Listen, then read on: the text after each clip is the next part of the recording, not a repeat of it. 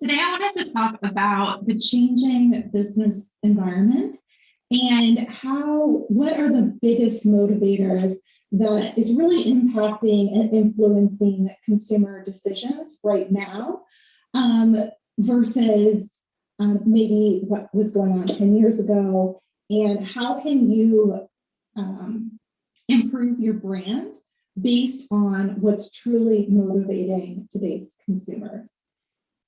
I found this study that was done by Accenture, which is a consulting firm, and they did this study with over 25,000 people across 22 different countries. So one of the first things the study found was that 50% of people have reevaluated what's important to them after the pandemic. And another 42% said that they now focus more on what benefits others rather than just themselves.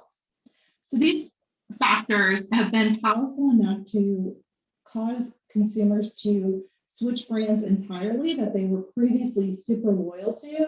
And also they are more willing to spend more money if your brand is giving them these things that they now truly value. So let's dive into what that is. So we're going to talk first about the 5 biggest factors that are motivating buying decisions. And then I'm going to talk about the takeaways and how you can actually apply this to what you're doing with your brand today.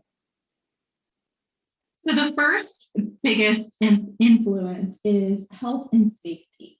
And what customers are really looking for here is they're looking at how is your brand going to take care of me and keep me safe. The second most important factor is service and personal care. So customers really want to feel like that you actually know them as a person, maybe you know their name, you remember their interaction with you, and that you are truly doing things to make their experience personalized and really impactful for where they're at in their journey with you, wherever that is. The third thing has definitely changed through the pandemic, and this is ease and convenience. Customers really want to have you meet them where they are, and the majority of customers are now online, and they want a very great digital experience with you. They want to make sure that they're taken care of, whether you are online, digital experience, or if you are taking care of them in person. They really want to have a flawless and seamless brand experience, no matter where they're interacting with you. The fourth thing that customers care about is product origin. They really want to feel that you care about the bigger world around you and that your products are sustainable, or there's some consideration with what you're doing for the greater good and the greater benefit of the world, thinking longer term. And the last pillar that is most important is trust and responsibility. The customers want to know that they can trust you to follow your word, that you live by your values, and that your values actually align with what's important to them. They want to know that no matter what situation they encounter, that you're going to be there for them and that you're going to always do the right thing. And this is really important to get across on your website and with all of your interactions. You want to know what your values are and have them be very apparent to the consumer that interacts with you. All right, so here's some takeaways that you will definitely want to apply to your brand moving forward. So the first takeaway is that you really want to personalize the client experience. Now, this is something that we go over in brand strategy. I go through this with my clients. We really want to make sure that the entire buyer journey, from when somebody first comes across you and discovers your brand, to all the way through when they become a customer and even afterwards, we really want to make sure that we are tailoring that experience to what is most meaningful to the client. So with what I do is, if we're setting up email sequences, we want to section off the email, have people self-select what is most meaningful to them so that we can only send them information based on what they've already said is most important to them. We don't want to just give the same information to everyone and treat everyone the exact same way. We want to have it feel very personalized and like they're a VIP and that we're truly taking care of them. We remember them, we care about them, we know all about what matters to them, and we are giving them those exact things that they really care about. So having a really personalized client and customer journey is so valuable in today's economy. So the second thing that you want to do is you really want to make sure that your digital and in-person experience is flawless. You want to truly invest in, and this is usually where customers come to me because this is their weakest point, is understanding how to engage and create a beautiful digital experience. Whether that is through your website, through advertising campaigns, through your social media, email contacts, texting, all of the things that brands are doing to interact with customers on a digital level. How can we make that experience flawless and make it feel just as personalized and important as if they were in person with you? A lot of customers won't even move past the digital experience if they aren't seeing what they want to see when they look you up online. So you aren't even getting the opportunity to know that they're a lead or know that they're even possibly interested because your digital experience is not up to snuff and they just quickly move on to somebody else.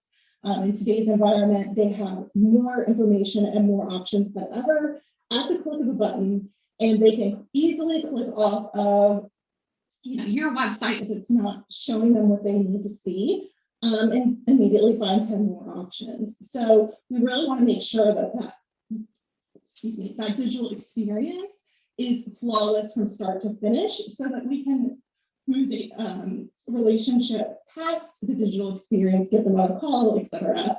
And so that's something also that we are very involved with creating for our customers that go through a brand strategy process.